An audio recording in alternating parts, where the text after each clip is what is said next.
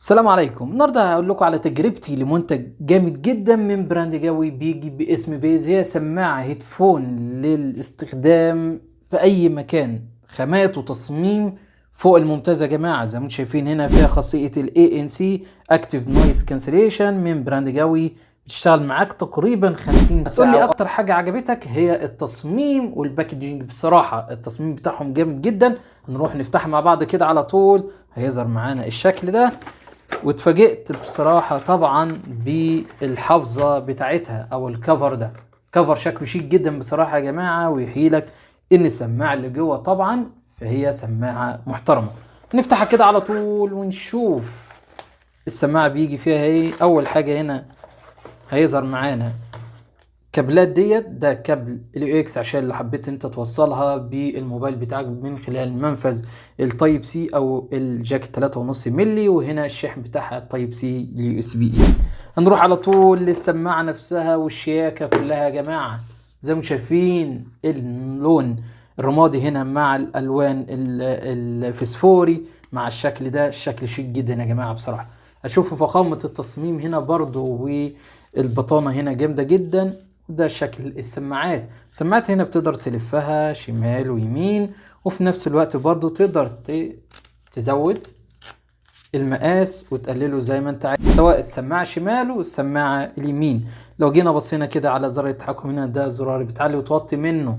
ومن الجنب التاني هيظهر معانا زرار باور، وهنا هيظهر معانا منفذ شحن التايب سي.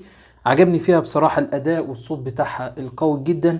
نسبة العزل بتاعتها يعني نقدر نقول جيدة جدا يا جماعة، والصوت نقي فعلا. البيز بتاعها قوي جدا بصراحة، كانت تجربة ممتازة. البطارية بتاعتها فعليا يا جماعة فهي بتقعد معاك مدة كبيرة، تقريبا من 40 إلى 50 ساعة فعليا. شكلها شيك، وأنا متأكد إن أنت لما هتلبسها في أي مكان هتلاقي الأشخاص بيسألوك السماعة ديت من شركة إيه بالظبط، لأن التصميم بتاعها ممتاز جدا.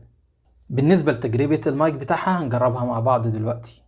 احنا دلوقتي يا جماعه بنجرب صوت المايك بتاع السماعه ديت بدون اي ايديت. مش ضايفين اي حاجه ولا مظبطين اي حاجه في الصوت.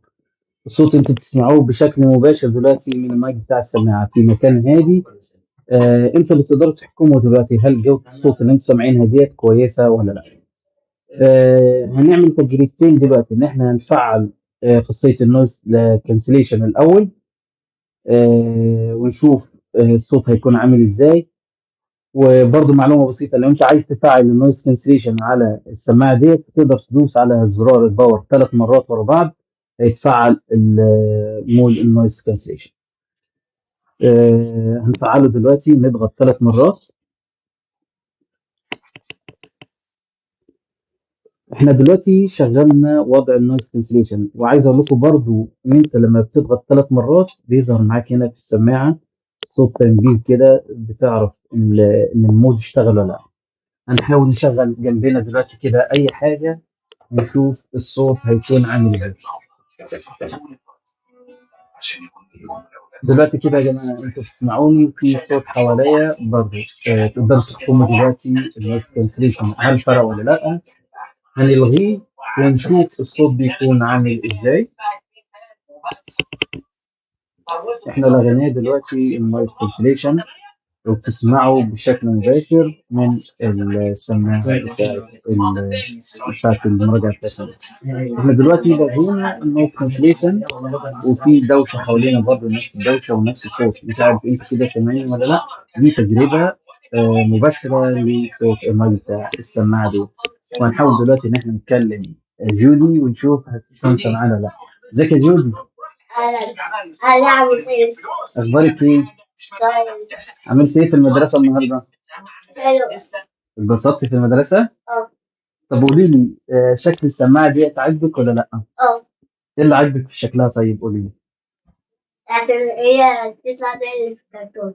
زي اللي بتطلع في الكرتون؟ طيب الالوان دي فيها حاجه عجبتك؟ مم. ايه اللي عجبك في الالوان؟